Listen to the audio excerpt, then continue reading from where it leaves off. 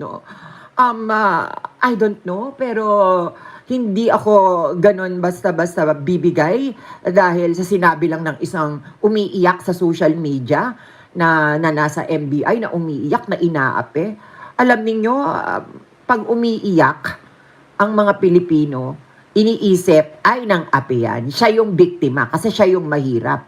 O hindi gano'n. Hindi gano'n ano, oo. Hindi porket na, ikaw yung umiiyak sa social media, ikaw yung parang, binibiktima o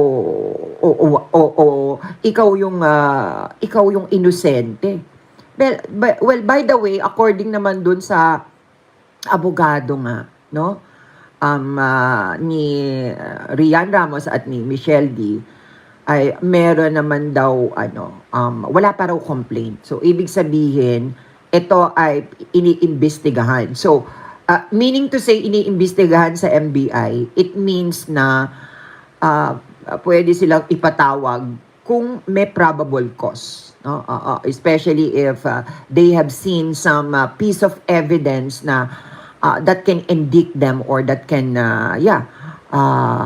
put them as a suspect, 'di ba? Ganon. Hangga't hindi pa yan kasi it's a due process, no? Hindi naman pwedeng nag-akusa ka lang dahil hearsay na sinabi mo tumalon ka sa 39th floor, sumabit ka na para kang nag-circus, na para kang Superman, o Spiderman na dapo doon, dapo dito hanggang sa 'di ba? Imagine building dahil no. Oo. Tapos nagkatali siya. O ano 'yun? Sa lumabas yung tali. O sa Makati dai, hindi yan nag-iiwan ng mga tali-tali. Ano ba yung ginagawang building ba 'yon? Oo, yung condo ba 'yon na may mga bakit may mga nakalawit na tali-tali? Alam ninyo, it sounds so ridiculous, ano, yung mga ganong mga usapin. Kasi kung magsasabi ka naman ng totoo, pwede naman. Pero yung mga unimaginable na malapelikula, na sasabihin mo na biglang nagkatali doon, ang galing naman ng tiyempo. No? Pagtalon mo, biglang may taling, biglang dumikit sa'yo at mahahawakan mo. Oh my gosh, 'di ba? Nakakaloka 'yun. Oo, paano mangyaring pagtalon mo, biglang may nagkaroon ng tali, oo, tapos nahawakan mo agad, oo, ano ka, tapos nakakita ka ng bintana, parang pelikula, di ba? Oo, pumasok ka, oo, bigla kang ano, oh my goodness, alam mo, mapagbibintang ka pang magnanakaw ng pinasukan mo. Kahit sabihin mo dun sa may-ari ng unit ng condo na hindi kasi inaapi ako dun sa taas. Maintindihan ba nila kung inaapi ka o gusto mo magnakaw sa akin? Kayo day. Pagka napasok kayo bigla sa bintana ninyo, pwede ba sabihin nung pumasok, hindi kasi may humahabol sa aking mga ano yun, hindi kayo matatas, hindi ka magkakagulo? Hindi magkakagulo doon? Ano ba yung pinasok niya? Opisina ba yon? Wala bang tao doon? Hallway ba yung pinasok niya at hindi nagkagulo nung pagpasok niya? Napaka-imposible na hindi magkagulo kung bukas yung bintana, pumasok siya, ano yung walang tao doon? Walang tao, nagkataong ang swerte niya may tali, tapos bukas yung bintana, 39th floor, bababa ng 25th floor, na parang walang nangyari sa katawan niya. Dahil wag tayong magbubuhan. Madali ako maawa. Maawain ako sa mga dapat kaawaan. Alam ninyo, gusto kong manahimik. Gusto kong let it go. Pero hindi ko talaga matiis na i-let go yung issue na to. Kasi, alam ninyo, ang nakasalalay dito, reputasyon, no, nung tao. 'Di ba? Na sinisira nyo, na nagbigay ng karangalan sa Pilipinas. 'Di ba? Hindi ko naman sa sinasabi na porket nagbigay ng karangalan, wala na tayo lahat karapatan na pagka gumawa siya ng masama.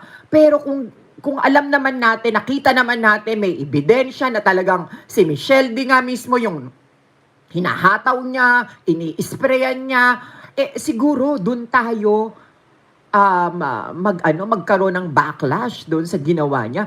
Pero bakit tayo maggagawa ng judgment na hindi naman natin nakita yung ebidensya na si Michelle D nga mismo yung nag-spray ng mata niya at may hinawakan pa daw. I don't know kung ano yung hinawakan ni Michelle. Ano siya? Gwapo ba siya para hawakan ni Michelle?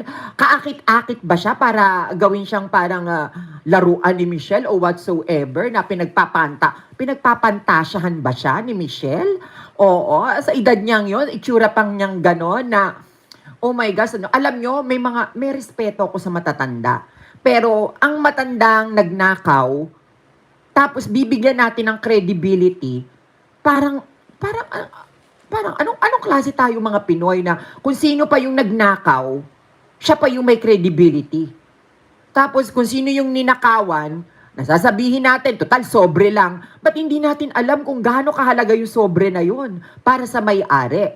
Whether ito ay classified, whether there's a scandal out of that, meron tayong dapat malaman kung ano yan. Baka naman mga sex, chuchu-chuchu, di ba, photos or whatsoever. Wala tayong pakialam doon. Tama? Diba? Oo, kung ito ay lumabas at nakita ng mga tao na talagang may mga playboy kind of images nila Michelle o whatsoever, oo, yung may mga tabu-tabu o whatsoever, di doon tayo mag-judge. Pero how sure are you that those photos na andun daw sa ampaw, itinatago, kaya nagagalit yung mga ito, or chuchu-chuchu, whatever property or material things you have, no?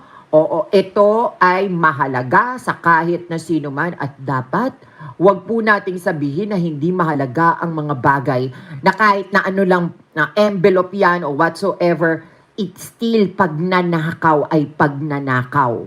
No? Whether ginto ang ninakaw, pera ang ninakaw, no? Oo, documents ang ninakaw, pagnanakaw ay pagnanakaw. Huwag nating bigyan ng ibang rason ang pagnanakaw. Huwag nating pabaitin ang mga magnanakaw. 'Di ba? Hindi ko lang maintindihan bakit dito sa Pilipinas mas gusto natin yung mga nagnanakaw. At mas masama yung mga ninakawan. Gano'n na ba Pilipinas ngayon? Oo. Hindi porkit mahirap ka, bibigyan ninyo ng rason yung pagnanakaw niya dahil, baka lang nagugutom, baka wala lang makain. Ano yung basta mo kukunin yon, hindi yung pagnanakaw? Napagkatuwaan lang ni kuya yon or chuchu-chuchu. Hello? Napagkatuwaan niya lang ang gamit ng amo niya? Is that what it is to you? How cruel are you? Nasasabihin ninyo na wala lang yon. Oo, ang intayin natin yung pambubugbog. Dun nga sa pambubugbog, dapat luray-luray siya. Dapat crippled siya. Tandaan ninyo, no? 2 bodyguards, may bugbog pa raw kay Rian, may bugbog pa kay Michelle, may bugbog pa kay Sama. Ganon yung slanderous accusation na sinasabi nitong matandang to, no? Oo, ako ay may mga tiyuhin na matatanda na ginagalang ko na of course pagka totoo at kaawa-awa naman talaga, dapat kaawaan. Pero paano ka maaawa sa isang matanda na halatang may nagturo, halatang may someone behind na gawan mo ng frame up or set up ang mga ito para mabaligtad ang sitwasyon, para ikaw yung magmukhang kawawa at magmukhang inape, magmukhang sila yung mga mayayaman na nang ape ng mahira, parang ganon ang pinalalabas sa social media ngayon.